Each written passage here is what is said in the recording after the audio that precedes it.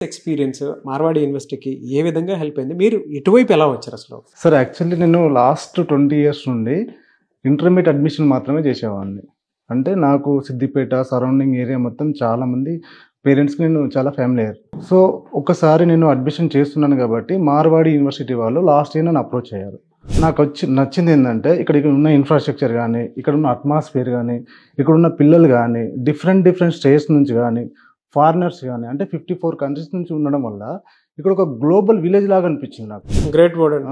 నేను రిఫర్ చేసిన పిల్లలు ఎవరైతే ఉంటారో ఇక్కడికి పంపిస్తే ఖచ్చితంగా వాళ్ళు ఏం నేర్చుకుంటారంటే వాళ్ళు మెయిన్‌గా జాబ్ ఆపర్చునిటీకి వచ్చేస్తారు కదా! చాలామంది పిల్లలు ఏమవుతున్నారు, లాంగ్వేజ్ స్కిల్స్ లేకుండా, కమ్యూనికేషన్ స్కిల్స్ లేకుండా జాబ్ మిస్ అవుతున్నారు. చాలామంది బీటెక్ చేస్తున్నారు. బట్ జాబ్ ఆపర్చునిటీ రావట్లేదు.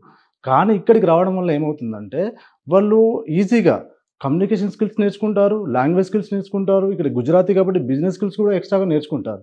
దానివల్ల స్టూడెంట్ అనేటవాడు ఎక్కడైనా కూడా రేపొద్దున బతకగలుగుతాడు ఖచ్చితంగా. దానివల్ల చాలా వరకు సిద్దిపేట నుంచి స్టూడెంట్స్ వచ్చి జాయిన్ అయ్యారు.